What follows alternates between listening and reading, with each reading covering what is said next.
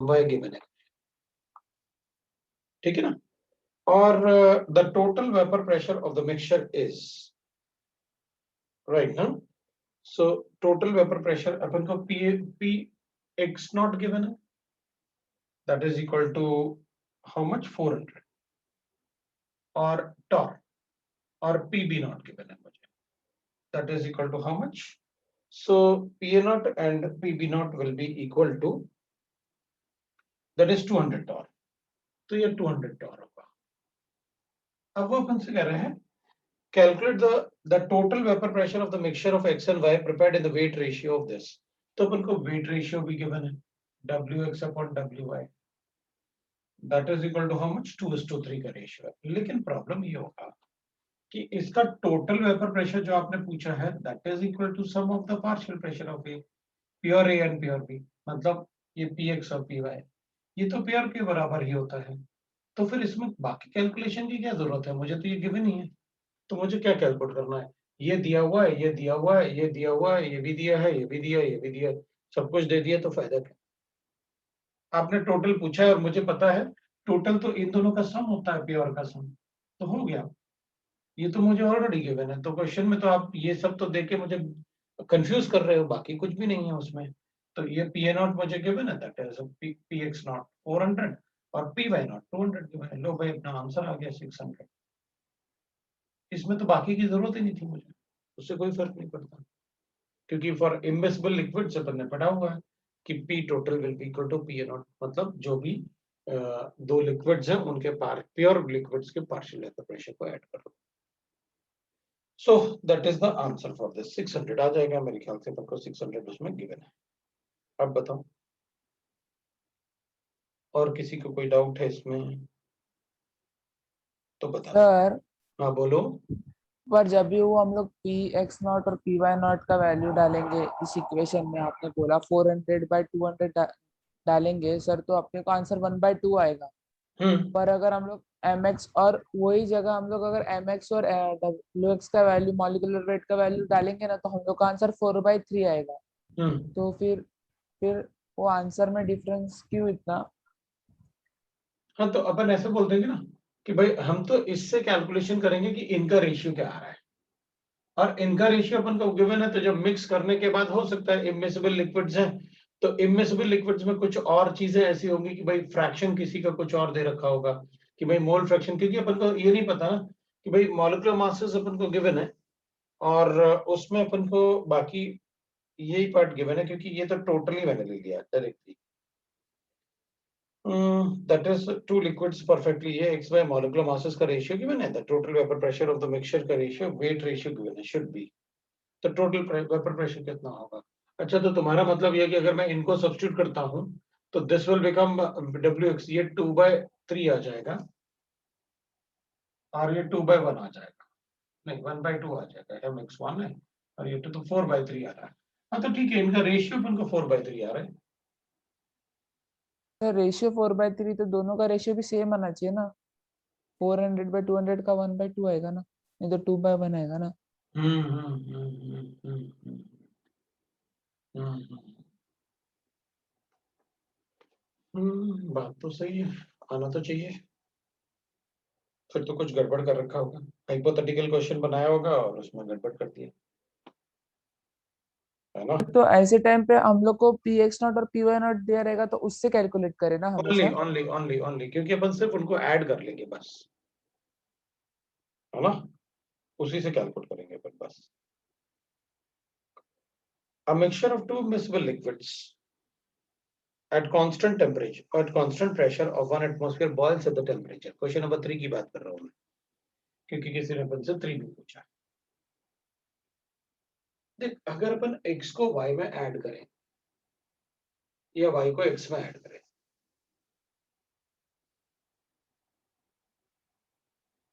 दोनों में से किसी को भी किसी में ऐड करो, एक बात तो पक्का है कि अगर मैं y को ऐड करता हूं x में, तो x के बीच में जो इंटरेक्शन वो कम हो जाएगा, क्योंकि y बीच में आएगा। और x को अगर y में ऐड करूंगा एंड दे आर इमिसिबल, तो फिर y के बीच में x आएगा, y के बीच में x आएगा।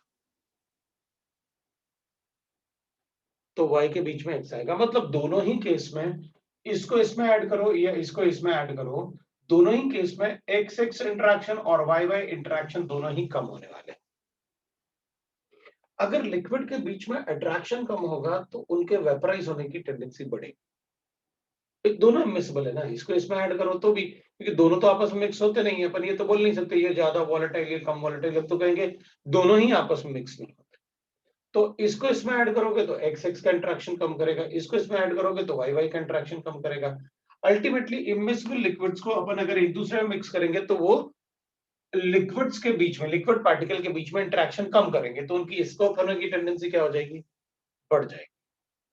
अगर एस्केप होने की टेंडेंसी बढ़ेगी तो अपन कहेंगे भाई देखो उस केस में तो बॉइलिंग पॉइंट हमेशा कि वेपराइजेशन बढ़ेगा तो बॉइलिंग पॉइंट हमेशा कम हो जाएगा। तो उसके हिसाब से अपन क्वेश्चन को सॉल्व करते हैं।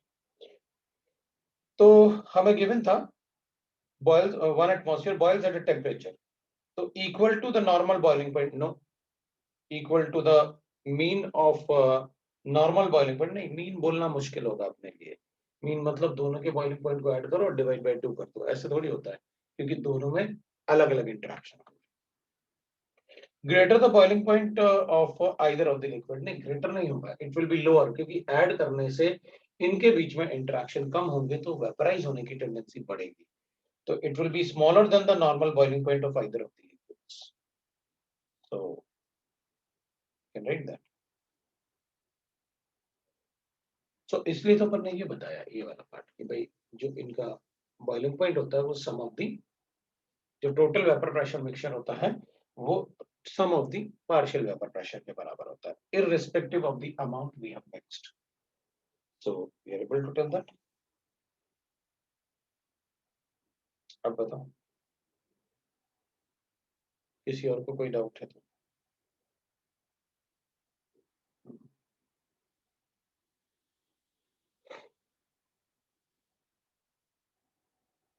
तुम लोग एक एक करके धीरे धीरे धीरे धीरे पूछ रहे हो, सारे ही पूछो ना फटाफट कि भाई ये वाला है। चल फोर्थ वाला क्वेश्चन भी पूछा किसी ने। A real gas under low pressure conditions, which of the following graphs is correct? हाँ तो ठीक है ना, अगर आइडियल गैस होता है तो ऐसे होता है, आइडियल गैस होता है तो ऐसे होता है Z वर्सेस P का ग्राफ।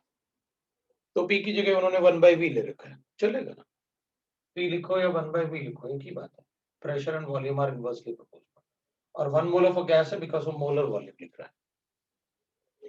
सो अगर अपन ग्राफ लिखेंगे तो लो प्रेशर रीजन में तो सभी गैसेस ऐसे ग्राफ देते हैं, हाई प्रेशर रीजन में ग्राफ ऐसे आता है और आइडियल गैस के लिए ग्राफ ऐसे आता है। ये हाई प्रेशर रीजन होता है क्योंकि हाई प्रेशर में सब ऊपर आ जाता है और लो प्रेशर में सब ऐसे आ जाता है। तो बता देंगे ग्राफ जो नीचे की तरफ आ रहा होगा दैट इज ए में ही ग्राफ नीचे की तरफ आ रहा है क्योंकि लो प्रेशर रीजन में Z का वैल्यू लेस देन 1 होता है। अब बताओ लो प्रेशर रीजन के बाद और कोई डाउट है किसी का? और कोई डाउट है किसी का क्या? नहीं। So it means that the DPP4 is complete. DPP4 is complete. I think DPP4 में ठीक है, there is no as such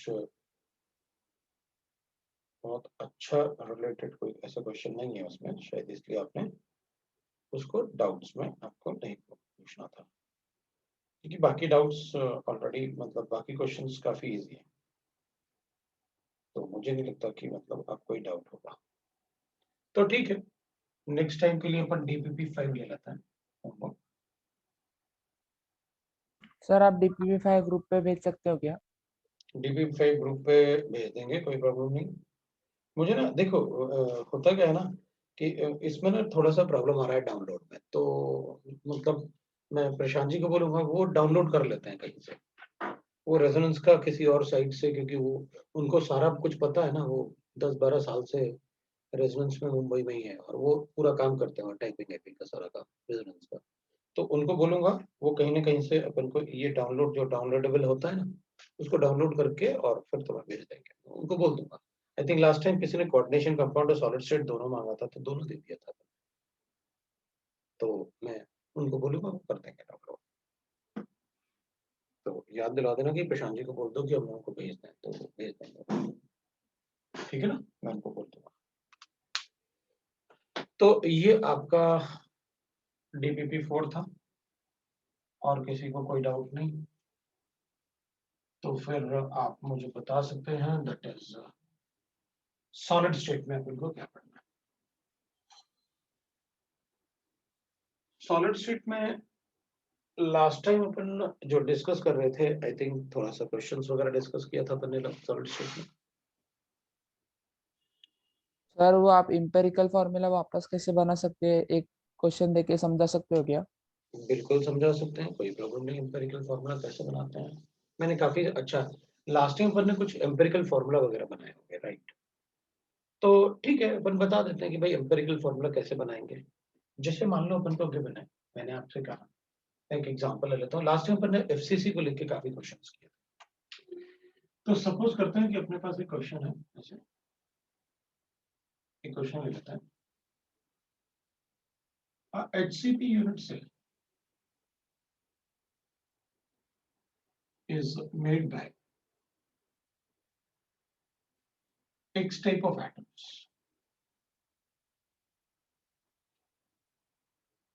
and Y atoms are placed in half of the octahedral ones. Half of the octahedral ones. Whereas Z atoms in 1/4 of the tetrahedral ones. ठीक है, अपन ऐसे तो अपन को पता है HCP यूनिट सेल कैसे होता है, वो अपन को पता है, तो आंसर लिख लेते हैं भाई अपन HCP यूनिट सेल में। We know that Z effective is equal to 6 और X से आपने बनाया हुआ है HCP यूनिट सेल। तो अगर हम HCP यूनिट सेल को थोड़ा सा भी अपन को याद है तो अपन ऐसे फटाफट ऐसे बना के देख सकते हैं कि आप FCC यूनिट सेल में एक हेक्सागन बनाते हैं तो अपन क्या करेंगे, एक हेक्सागन ऐसे बना देते हैं और फिर इसमें अपन बता देंगे दैट इज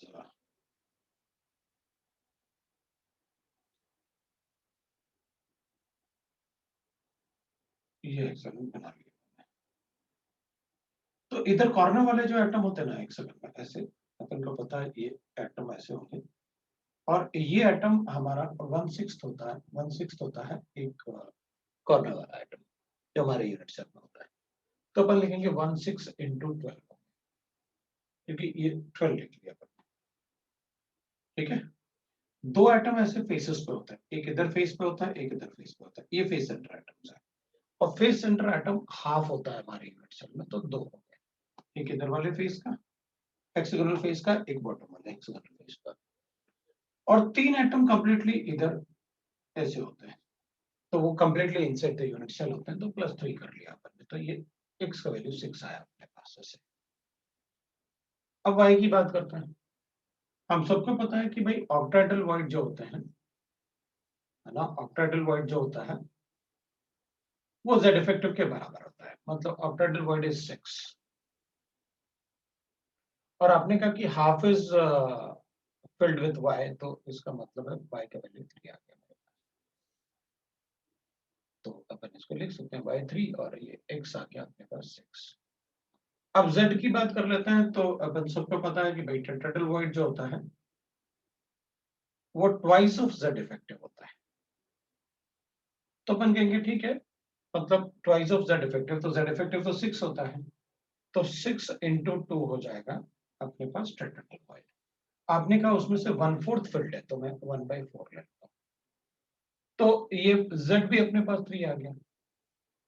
तो अपन कहेंगे भाई मॉलिक्यूलर फॉर्मूला तो ये आ जाएगा, molecular formula will be equal to x6 y3 z3, ये मॉलिक्यूलर फॉर्मूला है। अब एम्पेरिकल फॉर्मूला अगर अपन को कैलकुलेट करना है तो एम्पेरिकल फॉर्मूला में अपन क्या बोलते हैं कि इसको ना, जो सबसे छोटा नंबर है उनमें से, उस नंबर से अगर सबको सब डिवाइड हो सकते हैं तो डिवाइड कर दो, तो सभी 3 से डिवाइड हो सकते हैं, तो एम्पेरिकल फॉर्मूला आ जाएगा 2y और z, ये एम्पेरिकल फॉर्मूला। तो ये मॉलिक्यूलर फॉर्मूला था जो अपन बनाते हैं, और एम्पेरिकल फॉर्मूला जो सिंपलेस्ट मोलर रेशियो। अब मान लो अपन से कहा गया इसमें, सपोज, है ना, अपन से कहा गया कि the x atom are removed from,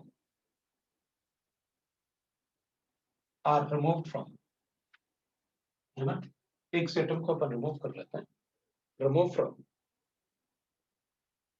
any 7 corners. तो x atom को अपन 7 कॉर्नर से रिमूव कर लेते हैं। तो अपन कहेंगे भाई आपने कहा ना एनी 7 कॉर्नर्स, तो अपन ने कौन से वर्ड से कैलकुलेट किया, मैंने अभी मतलब यहां पर वर्ड, वो तो उसमें हेक्सागोनल था ना, अपन को पता था ना कौन से वर्ड से कैलकुलेट किया, इससे कोई फर्क नहीं पड़ता अपन को, आप किसी भी वर्ड में इसको सब्स्टिट्यूट कर लो। हमें जब मॉलिक्यूलर फॉर्मूला और एम्पिरिकल फॉर्मूला बनाना होता है तो हमें ये नहीं बताना होता कि हम किस वर्ड में उसको सब्स्टिट्यूट कर रहे हैं, हमें सिर्फ ये बताना होता है कि मॉलिक्यूलर फॉर्मूला जब हमें बनाना है तो अपन ऑक्टाहेड्रल और टेट्राहेड्रल वॉइड की बात करेंगे। तो जब आपने कहा कि भाई 3 टेट्राहेड्रल वॉइड फिल करना है, तो आप या तो नीचे 3 टेट्राहेड्रल फिल कर लो या ऊपर कर लो जो completely inside the unit cell है। तो अपन को ये नहीं बताना होता है कि हमने किस यूनिट सेल, किस टेट्राहेड्रल वॉइड को यूज किया, हमें बस ये बताना होता है हमने टेट्राहेड्रल वॉइड में ये डाला मॉलिक्यूलर फॉर्मूला। और एम्पेरिकल फॉर्मूला के लिए सिंपल रेशियो होता है। तो अपन को कभी ये, जब अपन ये इस टाइप से मॉलिक्यूलर फॉर्मूला या एम्पेरिकल फॉर्मूला बताते हैं तो हमें ये कभी नहीं बताना होता कि कौन से वर्ड की बात कर रहे हो, ठीक है ना। Suppose X atom are removed from, ये रिमूव लिखना था मुझे, removed from any 7 corners, then calculate the molecular formula, corners, then calculate molecular formula and empirical formula. अब देखो आपने मतलब इसी चीज में मुझसे ये कहा है कि x को मैं 7 कॉर्नर से हटाऊंगा, तो अपन क्या करेंगे, देख भाई ये कैलकुलेशन अपन को पता था, ये वैल्यू में अब क्या हो गया 12 की जगह, तो अपन कहेंगे वहां से आपने क्या रिमूव कर दिया, 7 एटम रिमूव कर दिए। अगर 7 एटम रिमूव हो जाएंगे तो फिर तो वहां पर क्या रह जाएगा, 5 रह जाएगा, लिखो फिर 5। तो अपन कहेंगे ठीक है, देन x का जो नंबर आएगा वो आएगा 1/6 इंटू 5 प्लस, ये तो कॉर्नर से हो गया, 1/2 इंटू 2 आपने फेस सेंटर से तो नहीं हटाए, और 3 इन द सेंटर, तो ये आ जाएगा। अब अपन कहेंगे ये तो अपने पास कितना आ गया, ये 3 आ गया अपने पास, ये 2 1 आ गया, और ये आ गया अपने पास, तो अपन लिखेंगे 5/6, तो x जो होगा वो 5/6 प्लस ये अपने पास 4 हो जाएगा, तो अपन 4 कर, मतलब जो x का नंबर अपन को बताना पड़ेगा वो x का नंबर अपने पास ऐसे गिवन हो जाएगा, that is x will be equal to, तो 6 4 जा ऐसे लिखना पड़ेगा अपन को, 24 29/6 आ जाएगा, ये आ जाएगा। तो y तो वही रखा आपने क्योंकि y में तो आपने चेंज नहीं किया, बाकी सब तो सेम था।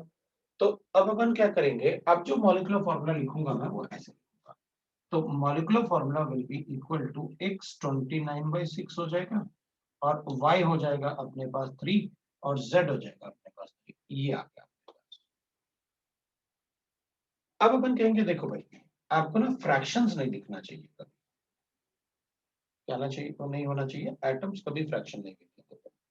तो एक्चुअली मॉलिक्यूलर फॉर्मूला जो आ जाएगा अपने पास, दैट विल बी, फ्रैक्शन नहीं लिखने की वजह से x 29 बताना होगा, और y will be 18 and z will be, ये मॉलिक्यूलर फॉर्मूला हो जाएगा।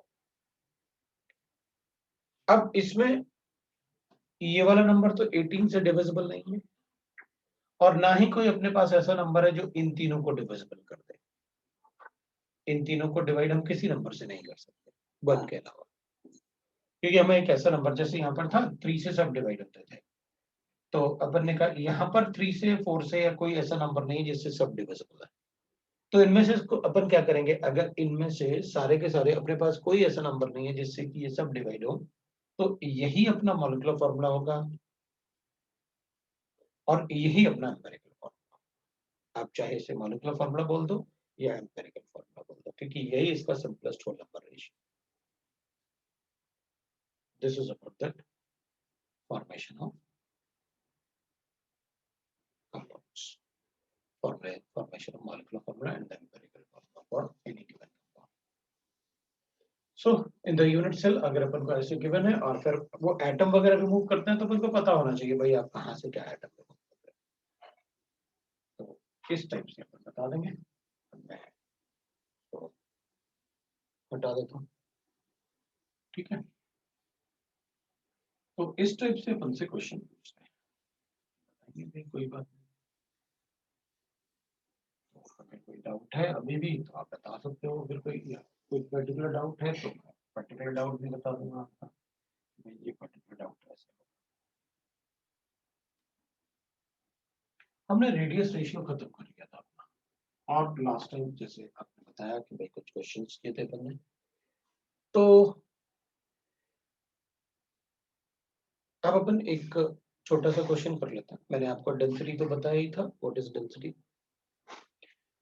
तो डेंसिटी से रिलेटेड मैं एक क्वेश्चन कर लेता हूं, ठीक है।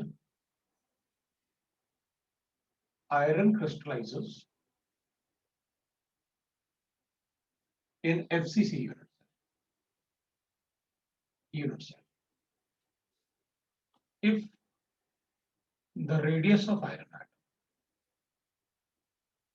Fe atom is 1.41 angstrom, then calculate, है ना, then calculate। सर हम्म, आपकी स्क्रीन जूम हो गया सर। कोई बात नहीं, मैं मतलब वो जस्ट अभी जो हुआ होगा मैं देख लेता हूँ। सो अपन ने लिखा iron crystallises in FCC unit cell if the radius of Fe atom is 1.41 angstrom unit, then calculate the density of unit cell। अपन को डेंसिटी ऑफ यूनिट सेल बताना है। तो अब एक बार अपन को अच्छे से पता है कि भाई जो डेंसिटी होता है वो होता है mass upon volume, mass of atom in unit cell divide by होता है वॉल्यूम ऑफ यूनिट सेल। हम सबको पता है कि इसमें अपन को मास ऑफ एटम मतलब होता है Z इफेक्टिव इनटू जो भी एटम होगा तो एटॉमिक वेट कर लेंगे, और Z atomic weight divide by Na होता है mass of one atom. Avogadro अगर किसी के भी एटॉमिक वेट से अपन डिवाइड करेंगे एवोगाड्रो नंबर को तो अपन को पता है that will be right mass of one atom, और Z इफेक्टिव से मल्टीप्लाई करूंगा तो टोटल मास ऑफ एटम आ जाएगा, और डिवाइड बाय अगर क्यूब है तो a क्यूब कर लो तो वॉल्यूम ऑफ द क्यूब हो जाएगा, so that will be the density, right. और कभी कभी वो क्या करते हैं अपन को, जैसे एटॉमिक मास किस में दे देते हैं AMU में, तो अपन लेते हैं atomic weight divided by Na is mass of one atom, ये अपन को पता होता है। और also if mass is given in AMU, then also it is mass of one atom। For example ले लेता हूं मैं, और आयरन के लिए, ठीक है ना, mass of 1 mole of atom, mass of 1 mole of atom अपन को पता है that is equal to 56 gram, वो उसका एटॉमिक वेट है, and mass of 1 atom of iron that will be equal to 56 AMU, वो एक एटम का मास होता है। मतलब जिसको अपन ग्राम में लिखते हैं, अगर उसको AMU में लिख लें तो वो हमेशा एक एटम का मास होता है। वो जो इंट्रोडक्शन टू केमिस्ट्री वाले चैप्टर में अपन पढ़ते हैं, वो काफी सारा पढ़ते हैं अपन इसमें, इंट्रोडक्शन टू केमिस्ट्री। ठीक है, इसका डेंसिटी कैलकुलेट करके बताओ, डेंसिटी कितना होगा। मुझे radius of iron atom given है और आयरन FCC यूनिट सेल बना रहा है, तो अपन इसका रेडियस कैसे कैलकुलेट करेंगे बताओ।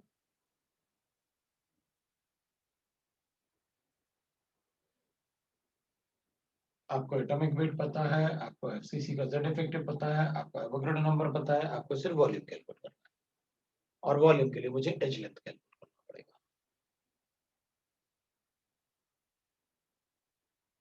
तो कैसे कैलकुलेट करोगे, थोड़ा सा चेक करो।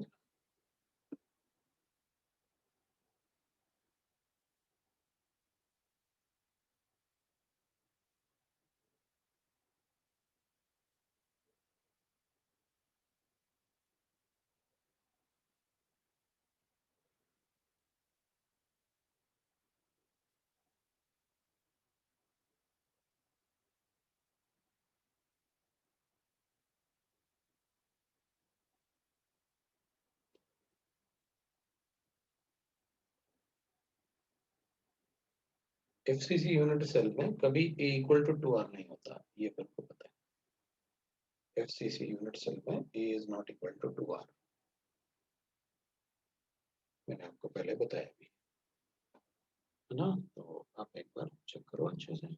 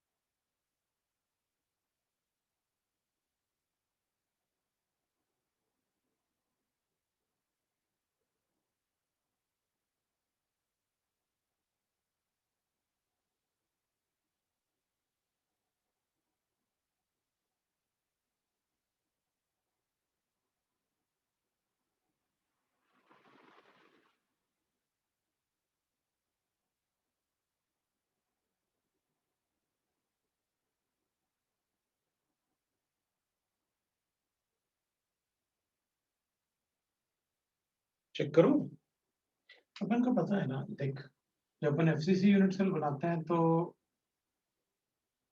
थोड़ा सा आप चेक करो भाई, FCC यूनिट सेल अपन ने बनाया है, और अगर आप ऐसे बात कर रहे हो FCC यूनिट सेल में, तो इधर एटम्स होते हैं कॉर्नर पे, और फेस सेंटर पे एटम होता है। और अपन सबको पता है कि जो फेस सेंटर वाले एटम होते हैं ना, ये फेस सेंटर वाला एटम इन चारों एटम को टच करता है, वी नो दैट। तो अगर ये चारों एटम ये फेस सेंटर वाले को टच करेंगे तो अपन क्या करेंगे, यहाँ से यहाँ का डिस्टेंस लेंगे, that will be equal to 4R is equal to √2, क्योंकि that will be the face diagonal of a cube. तो रेडियस अपन को गिवन है, कितना गिवन है अपन को, तो 4 इंटू R, अभी R अपन को गिवन है 1.41, तो 1.41 और divide by √2 will be equal to, ये 4R बाय √2 आया बस, इज इक्वल टू 8। अभी व्हाट अपन R अपन को गिवन है दैट इज 4 इंटू 1.41, और √2 भी इतना ही होता है 1.41। तो अपन क्या करते हैं, इसको ऑलमोस्ट कैंसिल कर लेते हैं, तो एज लेंथ अपने पास 4 एंगस्ट्रॉम यूनिट आ जाएगा, therefore A is equal to 4 angstrom, ये आ गया अपने पास, ये अपन एज लेंथ कैलकुलेट कर लेंगे। अब ए तो अपने पास आ गया, कितना है, that A is equal to 4 angstrom unit. तो अब डेंसिटी लिख लेते हैं भाई, density will be equal to Z effective तो 4 होता है क्योंकि ये 1/8 होता है और ये हाफ होता है, तो अपन को पता है कैसे कैलकुलेट करना। मल्टीप्लाई बाय एटॉमिक वेट 56 होता है आयरन का, और डिवाइड कर लेते हैं 6 into 10 to the power of 23 ले लेते हैं, बाकी वो कैलकुलेशन में अपन छोड़ देते हैं, 6.023 ऐसे वो हटा देते हैं कैलकुलेशन से, और मल्टीप्लाई कर लेते हैं किससे, that is a cube is 4 angstrom unit. अभी ये अपन ने ग्राम में लिया हुआ है 56 ग्राम 1 मोल का मास।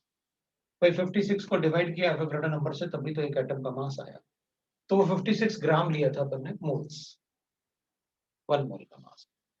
तो अपन क्या करेंगे, अपन को डेंसिटी का जो यूनिट आना चाहिए वो ग्राम पर सेंटीमीटर क्यूब, क्योंकि अपन सीजीएस ले रहे हैं।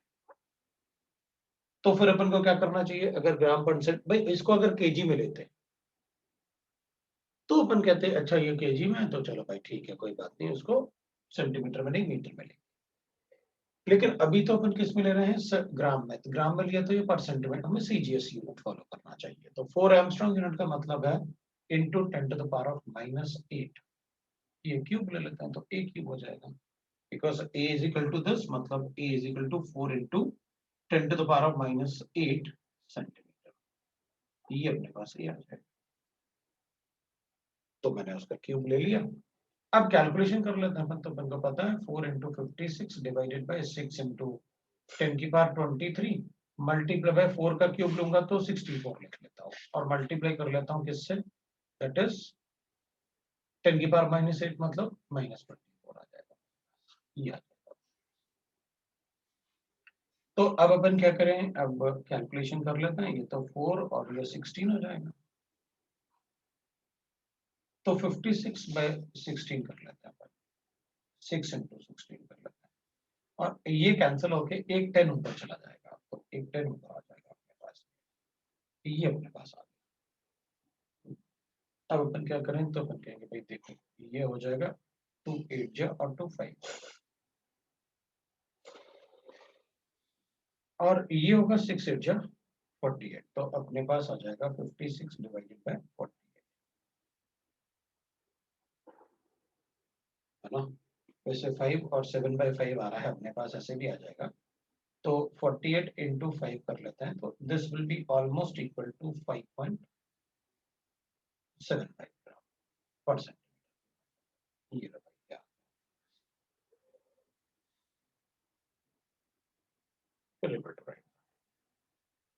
तो डेंसिटी के फॉर्मूले में it is very easy to calculate the density, या डेंसिटी गिवन है तो अपन से कभी एज लेंथ कैलकुलेट करने के लिए बोल देंगे। तो कैलकुलेशन हमें सिर्फ ये चेक करना है कि इसको ग्राम में गिवन है तो फिर डिवाइड बाय एनए करेंगे, और इसको सेंटीमीटर में लेना है, तो यूनिट्स का अगर ध्यान रखेंगे अपन तो गलती नहीं होगी।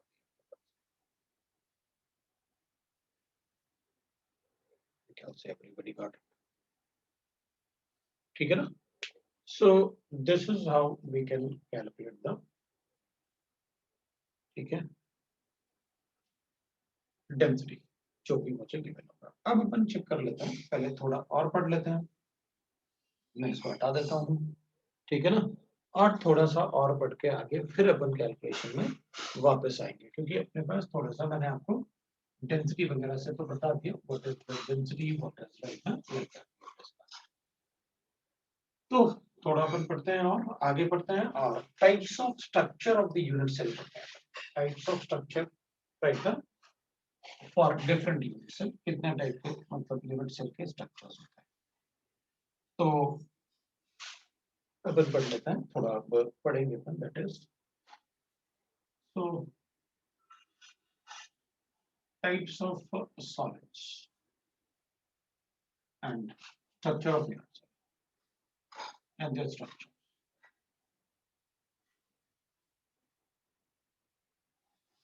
तो अपन क्या करेंगे टाइप्स ऑफ सॉलिड्स में, एक तो अपन को पढ़ना होता है, अच्छा ये वो स्ट्रक्चर्स हैं जो हमारे सिलेबस में है, और ये आपको याद भी करने होंगे, जो सिलेबस में नहीं होंगे वो मैं बताऊंगा आपको, लेकिन उनसे क्वेश्चन फ्रेम कर सकते हो, तो किस टाइप से फ्रेम करेंगे वो बताऊंगा। एक तो अपन पढ़ लेते हैं rock salt type, rock salt type structure. Rock salt is NaCl. So NaCl type structure. तो NaCl का जैसे स्ट्रक्चर होता है वो रॉक सॉल्ट टाइप स्ट्रक्चर होता है. It forms FCC arrangement. Right ना? So रॉक सॉल्ट टाइप जो होता है उसमें FCC अरेंजमेंट होता है. Cl minus ion FCC arrangement बनाता है और sodium ion is present in all the octahedral bonds. तो अपन लिखेंगे इसमें that is, so it forms FCC arrangement in which Cl minus ion forms FCC arrangement and sodium ion is present in all the sodium ion is present in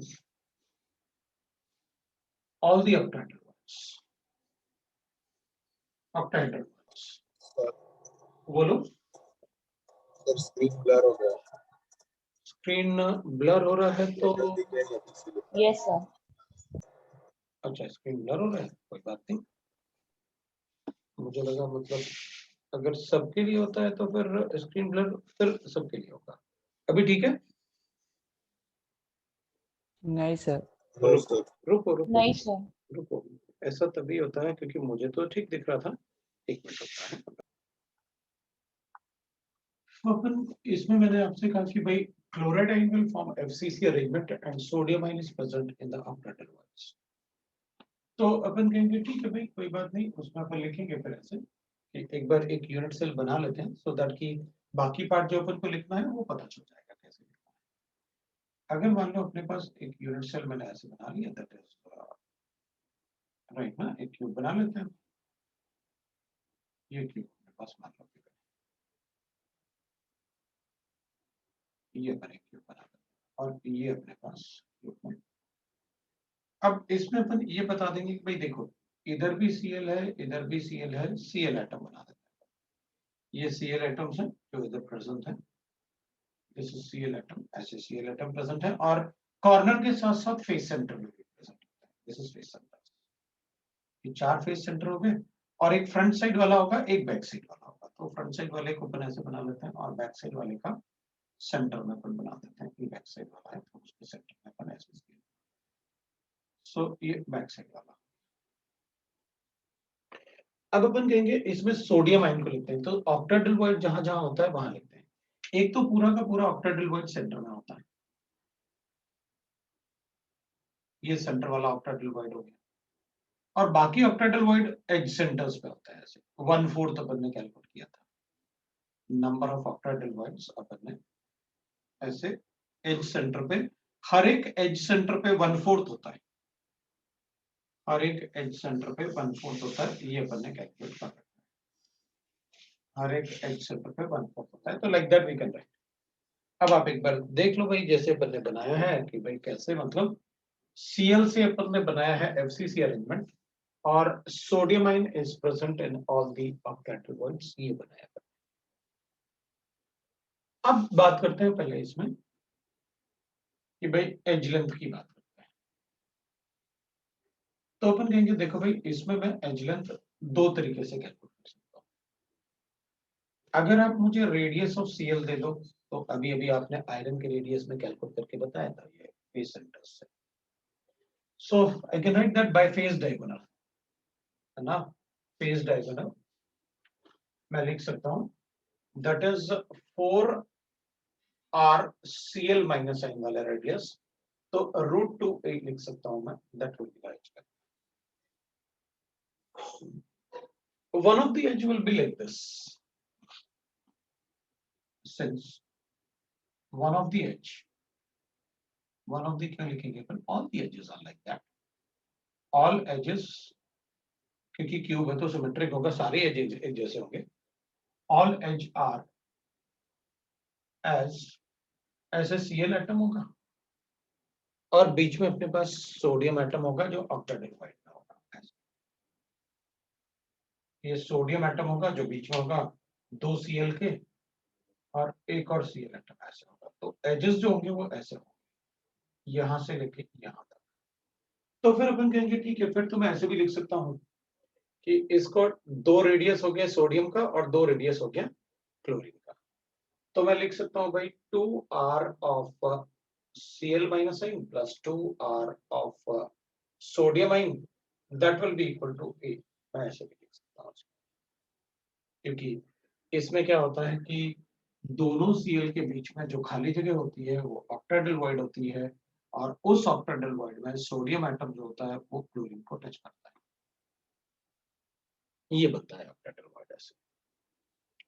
तो अपन बता सकते हैं, that is how we can calculate the edge length. तो अगर या तो Cl का अपन को साइज गिवन हो और दोनों का साइज गिवन हो तो मैं ऐसे भी बता सकता हूँ। ठीक है, उससे अपन को थोड़ा अरेंजमेंट ऑफ एटम के बारे में पता चल गया। बी पॉइंट की बात करते हैं कि भाई बी पॉइंट में क्या, मैं इसमें कोऑर्डिनेशन नंबर की बात करूंगा। कोऑर्डिनेशन नंबर, तो अगर अपन कोऑर्डिनेशन नंबर की बात करेंगे तो will write that coordination number of sodium है वो भी बताना पड़ेगा अपन को, और कोऑर्डिनेशन नंबर ऑफ क्लोरीड है वो भी बताना पड़ेगा। वैसे तो अपन सबको पता है कि NaCl नमक में, NaCl में जो स्ट्रक्चर होता है वो काफी बताया जाता है अपन को, छोटे क्लासेस में भी बताते हैं अपन को। तो NaCl का स्ट्रक्चर कि each sodium is surrounded by 6 chloride ion, और होना भी चाहिए क्योंकि ये तो ऑक्टेडल वॉइड में है। ऑक्टेडल वॉइड में होगा तो we know that octahedral void में coordination number of atom which is present in the octahedral void will be 6। तो ये 6 होता है, यहां से अपन देख भी सकते हैं ये ऑक्टेडल वॉइड है। तो अपन को पता था अगर अपन इन चारों को जोड़ते हैं, ये चारों, इसको जोड़ते हैं, इसको जोड़ते हैं, इसको और इसको, ये चारों जो होंगे वो इसके नियरेस्ट फेस है, और इसका ये चारों भी नियरेस्ट फेस है इसका। तो अगर अपन इनको ज्वाइन करेंगे तो we know that will get the octahedral void. तो each sodium is surrounded by Cl in the same 4 Cl in the same plane, एक ऊपर एक नीचे, that is the octahedral word।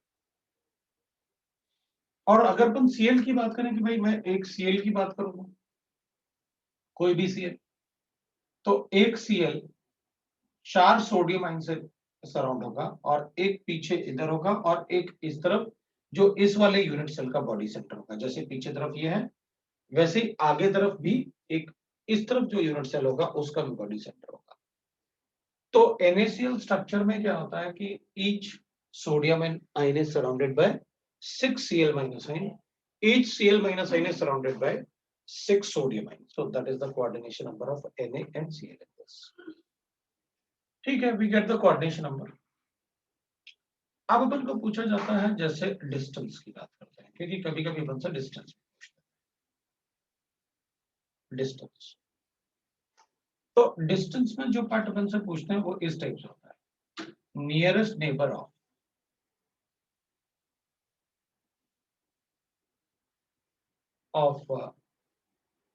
तो डिस्टेंस बिटवीन भी अपन लिख लेंगे, और फिर उसके बाद अपन नंबर्स की भी बात कर सकते हैं कि ऐसे कितने नंबर्स होंगे। उस टाइप से दोनों ही टाइप से क्वेश्चन पूछते हैं। तो distance between the nearest neighbours,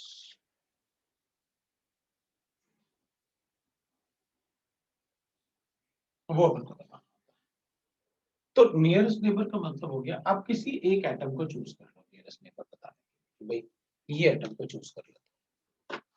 mostly अपन क्या करेंगे, नियरेस्ट नेबर के लिए एक किसी कॉर्नर वाले Cl को अपन चूज कर लेंगे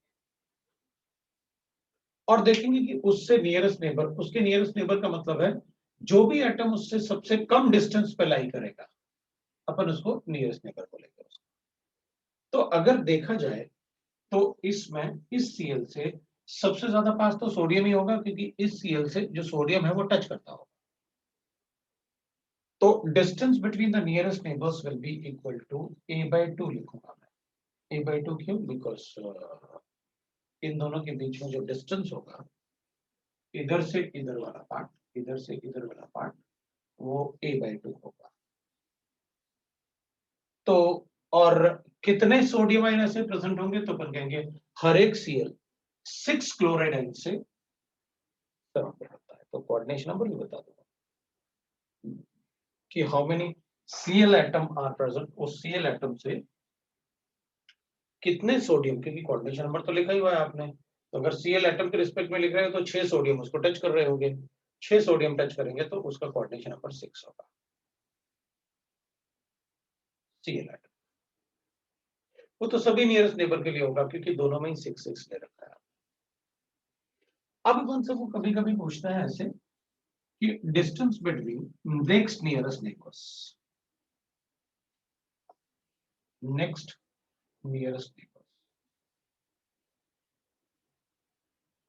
अब नियरेस्ट नेबर तो आपका वो होगा जो जिसके घर का वॉल आपके घर से वॉल से टच करता हो। उसके बाद वाला डिस्टेंस हो सकता है आप मतलब आप यहाँ रहते हो तो आपका नियरेस्ट नेबर यहाँ रहता है, लेकिन आपके काफी सारे नेबर्स हैं, एक इधर भी रहता है, एक इधर भी रहता है और एक इधर भी रहता है। तो अपन कहेंगे ये मेरा नियरेस्ट नेबर है क्योंकि उससे छोटा डिस्टेंस मुझे नहीं दिख रहा। थोड़ा और इसको ऐसे कर देता हूँ ताकि आपको कंफ्यूज हो। तो ये मेरा नियरेस्ट नेबर है, ये मेरा नेक्स्ट नियरेस्ट नेबर है और ये मेरा नेक्स्ट टू नेक्स्ट हो गया और ये उससे भी ज्यादा होगा जो फर्दरेस्ट होगा वो।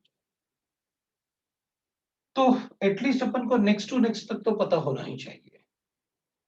अब मेरे पास था कि भाई इसमें नेक्स्ट नियरेस्ट नेबर कौन होगा, तो अपन कहेंगे देखो इसमें तो नेक्स्ट नियरेस्ट नेबर जो होगा ना इसका, ये तो नियरेस्ट था तो एक तो मैं Cl बता सकता हूं और दूसरा बता सकता हूं कि ये वाला सोडियम। लेकिन ये वाले सोडियम को और ये वाला Cl मतलब ये वाला Cl और ये वाला Cl दोनों के डिस्टेंस कैलकुलेट करूंगा और देखूंगा कि कौन पास में है।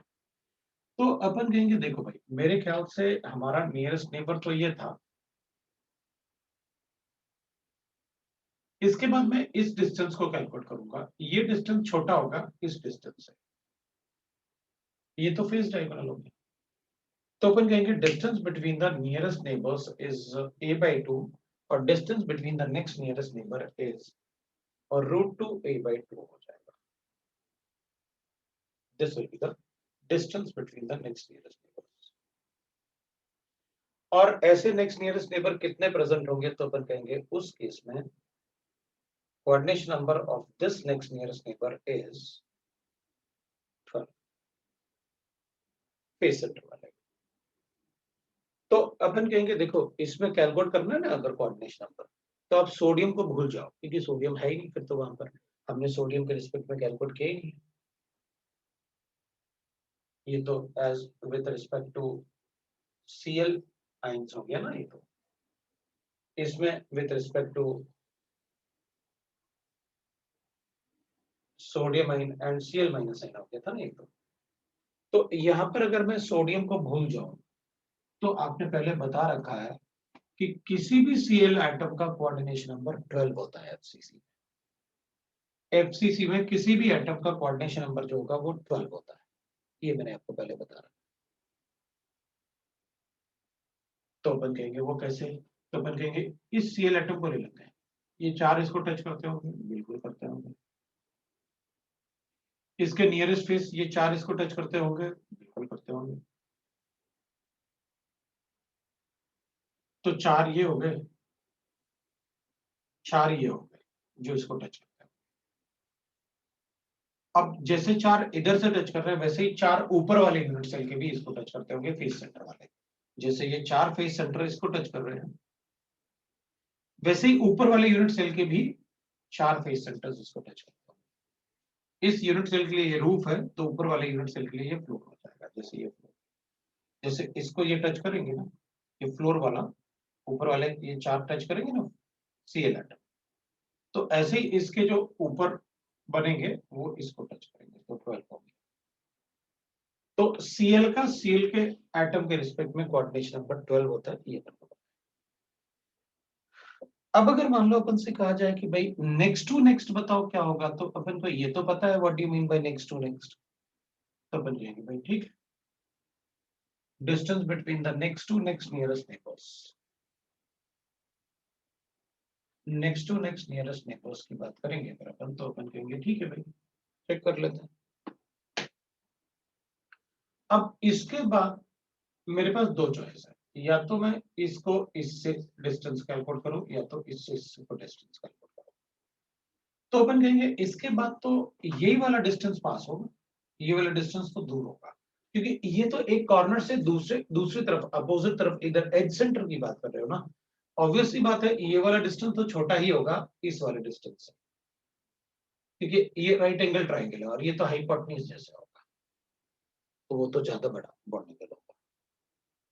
तो अपन कहेंगे ज्यादा बड़ा लेंथ होगा CL से ये, तो जो थर्ड होगा ना वो ये हो जाएगा। ये अपना ए वाला है जो मैंने आपको बताया, ये अपना बी वाला है, ये फर्स्ट वाला है, ये फर्स्ट वाला है, ये मैंने आपको सेकंड वाला बताया डिस्टेंस, और ये मैं आपको थर्ड वाला डिस्टेंस बता रहा हूँ।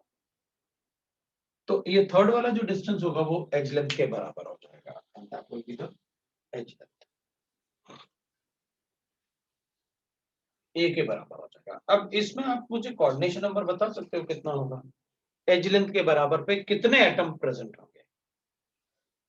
किसी भी यूनिट सेल में?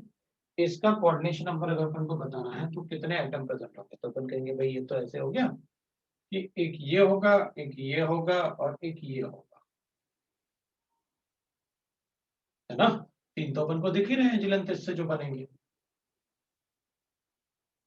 और तीन ऊपर जैसे एक दूसरा यूनिट सेल कंसीडर करेंगे तो एक इधर इसका एक्सटेंशन होगा, एक इसका एक्सटेंशन होगा तो इधर CL होगा, जैसे इसका एक्सटेंशन हो गया तो इधर CL है तो ऊपर भी एक CL होगा उसी डिस्टेंस पे, इधर भी एक CL है उसी डिस्टेंस पे, जैसे ये था तो पीछे की तरफ भी एक्सटेंशन होगा तो उसी डिस्टेंस पे एक CL और प्रेजेंट होगा। तो अपन कहेंगे यहाँ पर कोऑर्डिनेशन नंबर उसी डिस्टेंस के हिसाब से होता है, कोऑर्डिनेशन नंबर है यहाँ पर, कोऑर्डिनेशन नंबर उस डिस्टेंस के हिसाब से 6 present. So with respect to edges, as with respect to CL minus sign on H, CL minus sign on edges, ये हो जाएगा। तो ये बता दिया अपन ने next to next nearest neighbours. अब इससे ज्यादा अपन से जनरली पूछेंगे नहीं, वैसे अगर बताना है तो अपन कहेंगे देखो भाई इसका इससे ले लो, फिर इसका इससे ले लो, तो ऐसे जितने चाहे उतने अपन लिख सकते, कोई प्रॉब्लम। तो अपन को मैक्सिमम पूछते हैं ना, इस तक पूछते हैं, how many next nearest neighbours are there. मैंने एक और लिख लिया कि भाई और चलो देख लेते हैं, हमें समझ में आ जाएगा व्हाट इज नियरेस्ट नेबर्स, तो इसलिए मैंने एक और ले लिया, वरना मोस्टली अपन से यही पूछेंगे। फिर इसमें पैकिंग फ्रैक्शन वगैरह पूछ लेंगे, कुछ ऐसे पूछ लेंगे, तो पैकिंग फ्रैक्शन का अपन ने काफी कुछ डिस्कशन किया। तो ये रॉक सॉल्ट टाइप स्ट्रक्चर है, this is how the arrangement. तो अपन को कभी कभी वो क्या करेंगे ना, अपन को ऐसे क्वेश्चन दे देंगे, क्वेश्चन में ऐसे लिखा होगा AB forms rock salt type structure. तो अब क्या होगा कि अगर अपन को ऐसे गिवन है ना, तो अपन को ये अपने आप ही समझना है कि भैया ये NaCl है,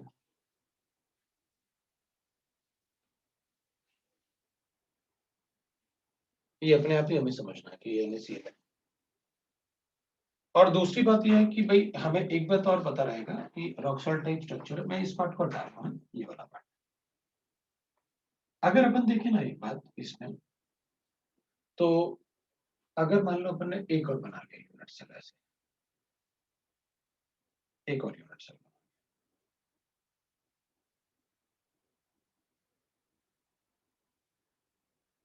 ये यूनिट सेल और बना, तो अपन क्या करेंगे, यहाँ भी Cl, यहाँ भी Cl, यहाँ भी Cl, यहाँ भी Cl है, और यहाँ भी Cl है, और यहाँ भी Cl, सामने भी Cl होगा और बैक साइड में भी Cl होगा। व्हाट आई मीन इज, अगर अपन इसमें सोडियम बना रहे हैं ऐसे, अपन को पता है यहाँ भी सोडियम, यहाँ भी सोडियम, यहाँ भी सेंटर में सोडियम होगा, और ये ऐसे होगा। पता मैं क्या बोल सकता हूँ इसमें, अगर अपन चेक करेंगे ना, तो जो एज लेंथ, मतलब अगर इसका एज लेंथ A है, तो यहां से लेके यहां तक का भी डिस्टेंस A होगा,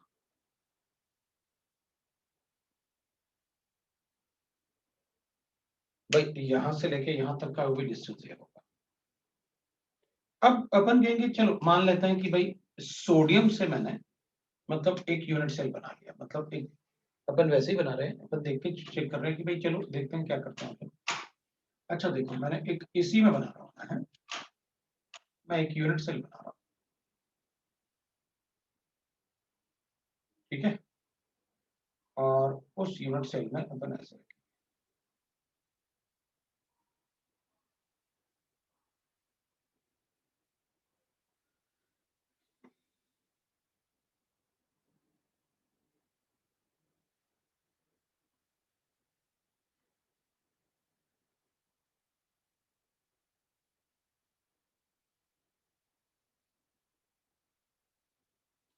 अगर थोड़ा सा आपको देखना पड़ेगा, तो मैंने सोडियम को कॉर्नर पर अज्यूम कर लिया,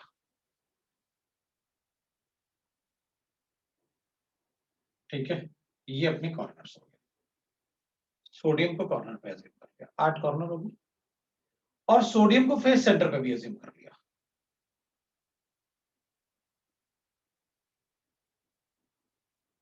और सोडियम को मैंने फेस सेंटर पे भी अज्यूम कर लिया।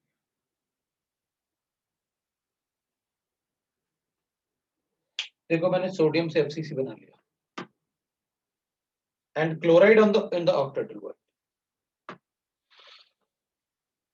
ये एज के सेंटर पे ऑक्टेटल वन, एज के सेंटर पे ऑक्टेटल वन, तो उसमें क्या है, ये कौन सी बड़ी बात है भाई, एक के सेंटर से दूसरे के सेंटर तक का डिस्टेंस एज लेंथ के बराबर होता है।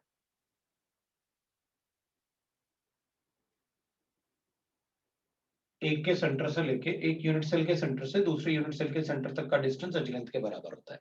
आपने क्या किया भाई, 2 यूनिट सेल लेके उनके एजेस से एक, दोनों को मिला के आधा इसका और बस बना दिया एक यूनिट सेल, बस यही तो किया आपने, तो हो गई डिस्टेंस तो सेम, सारे कैलकुलेशन भी सेम होंगे।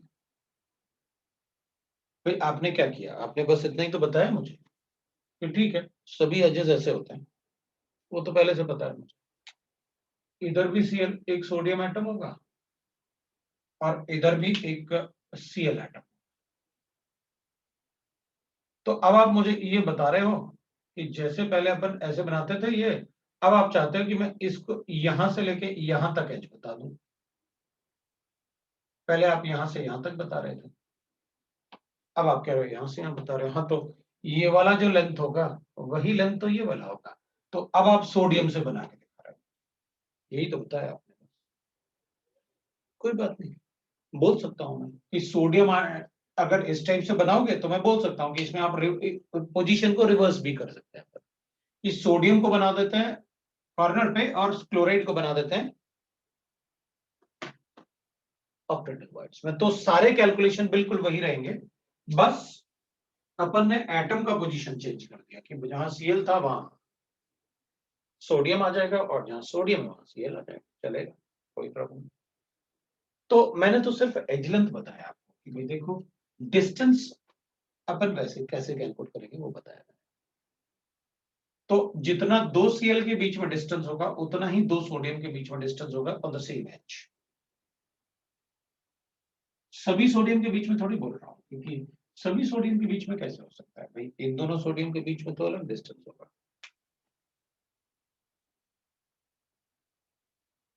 इन दोनों के बीच में अलग डिस्टेंस होगा obviously,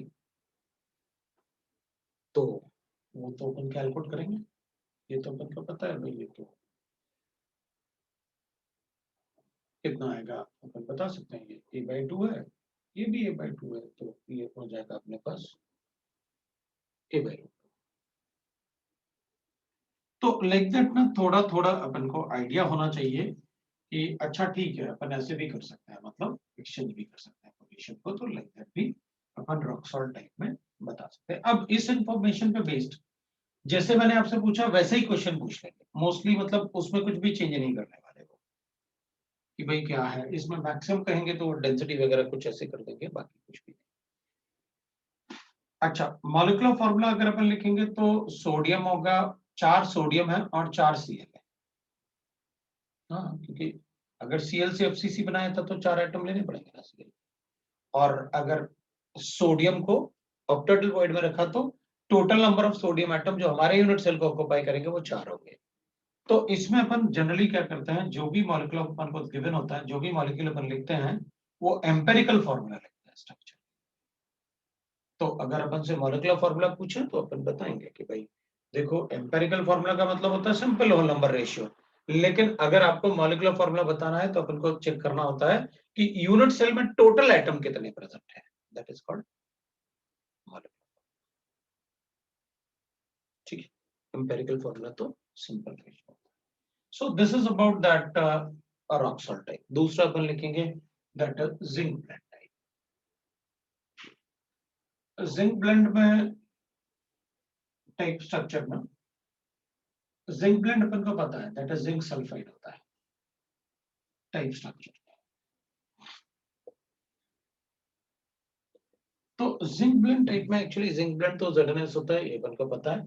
it forms FCC arrangement ना, तो it exist in FCC arrangement. अब जितने स्ट्रक्चर में बताऊंगा वो तो आपको याद होने चाहिए, क्योंकि उनसे डायरेक्टली अपन को ये नहीं बोलेंगे कि वो FCC है, बस वो बोल देंगे कि भाई AB exist in zinc blende type structure. तो फिर अपन को अज्यूम कर लेना है कि भाई एक Zn होगा, दूसरा sulphide.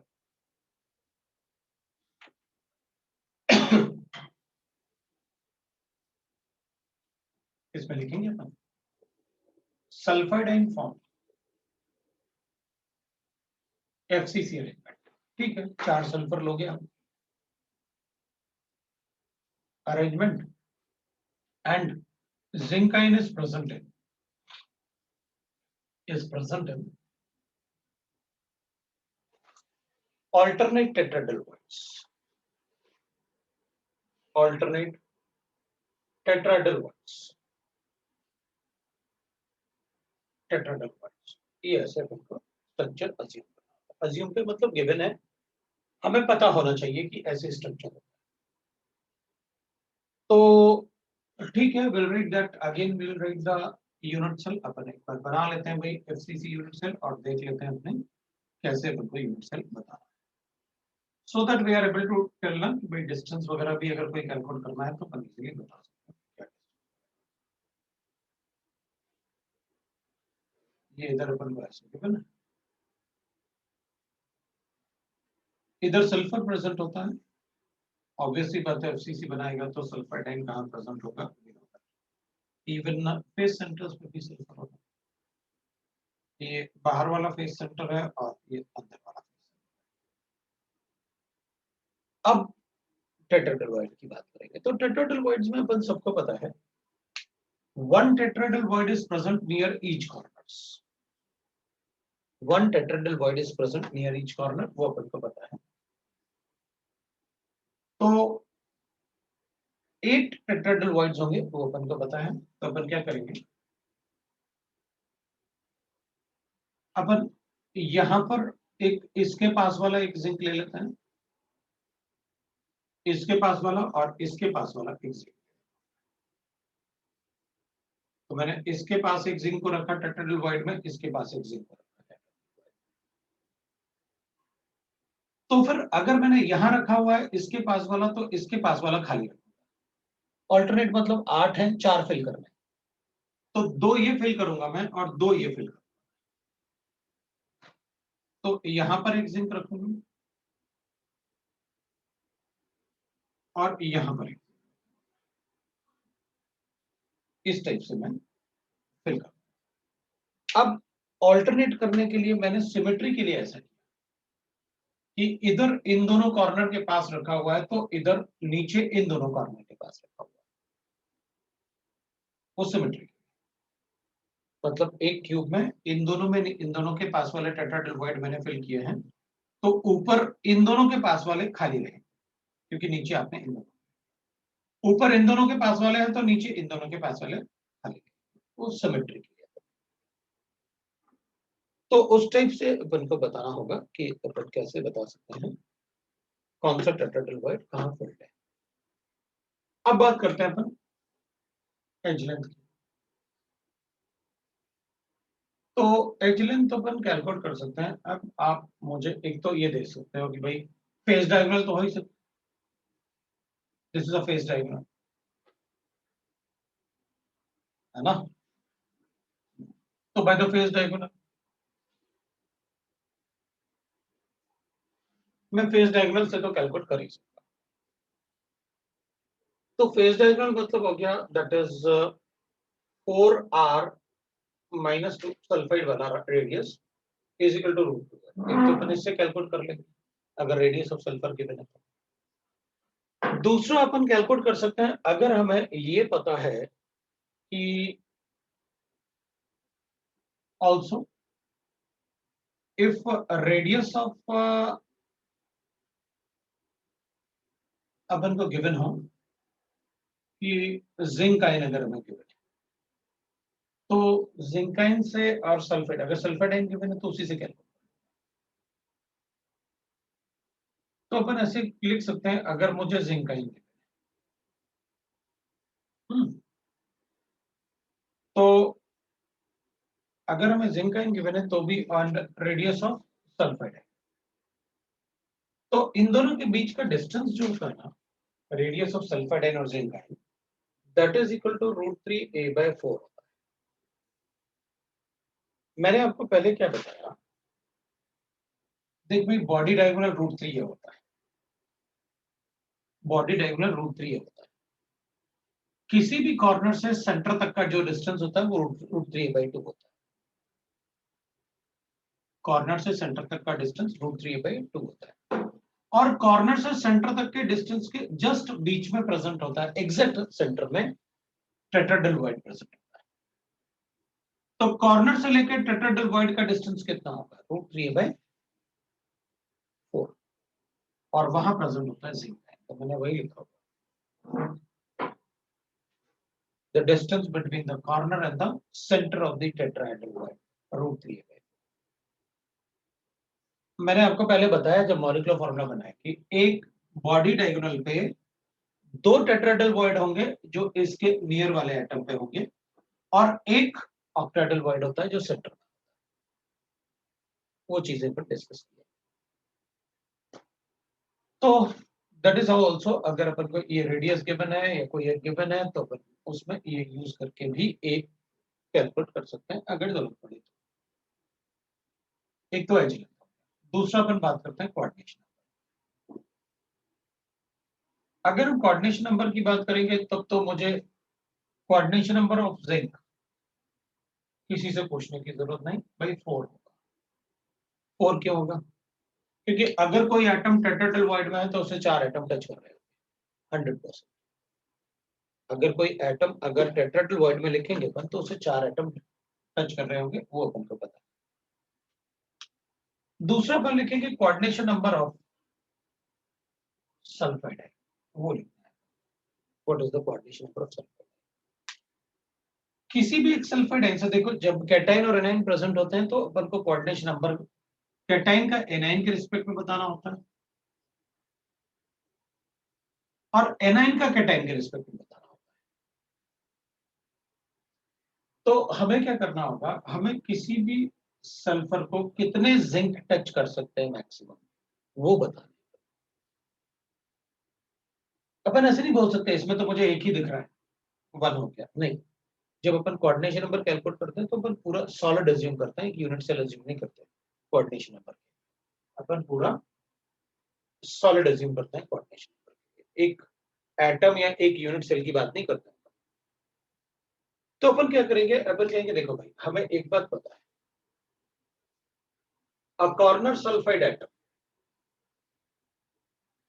ion is common corner for 8 unit cell. वो 8 यूनिट सेल के लिए कॉमन होगा। तो अगर ये 8 यूनिट सेल के लिए कॉमन है तो so there will be 8 octahedral void around it, around each sulphide है। तो इसका मतलब है अगर कोई कॉर्नर एटम 8 यूनिट सेल के लिए कॉमन है तो अपन क्या बताएंगे कि उसके अराउंड 8 यूनिट सेल के टेट्राहेड्रल नहीं होंगे कॉर्नर वाले।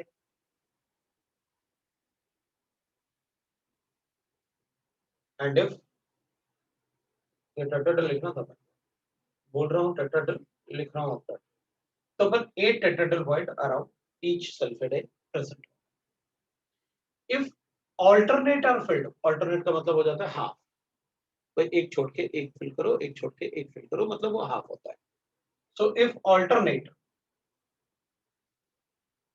voids are filled, then 4 tetrahedral voids are filled,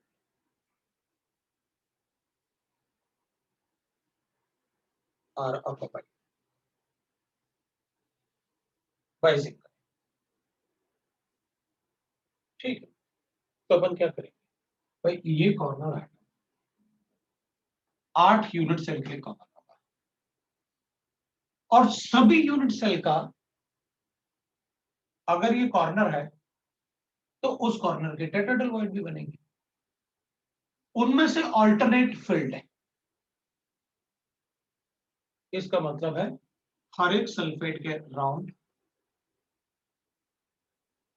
4 tetrahedral void field है। तो फिर ठीक है, अगर सारे फिल्ड होते तो 8 लिख देता, ऑल्टरनेट फिल्ड है इसलिए 4 लिखना पड़ेगा।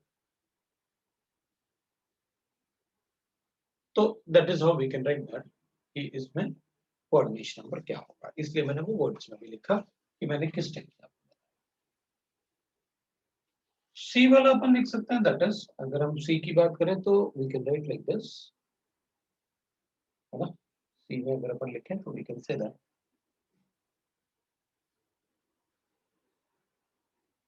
so we'll write that nearest neighbors,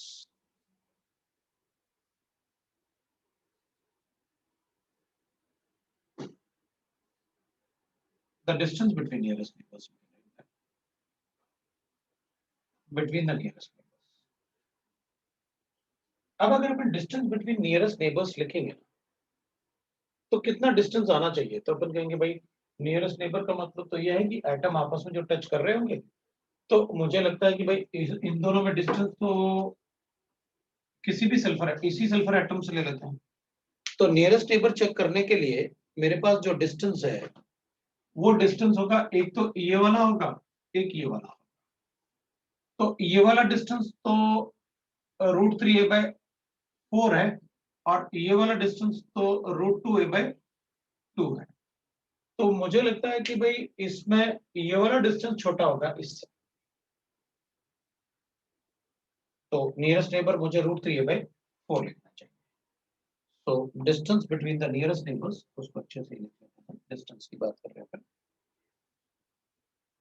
तो डिस्टेंस की बात करेंगे अपन तो अपन लिखेंगे distance between nearest neighbours, nearest neighbours that is equal to √3a/4,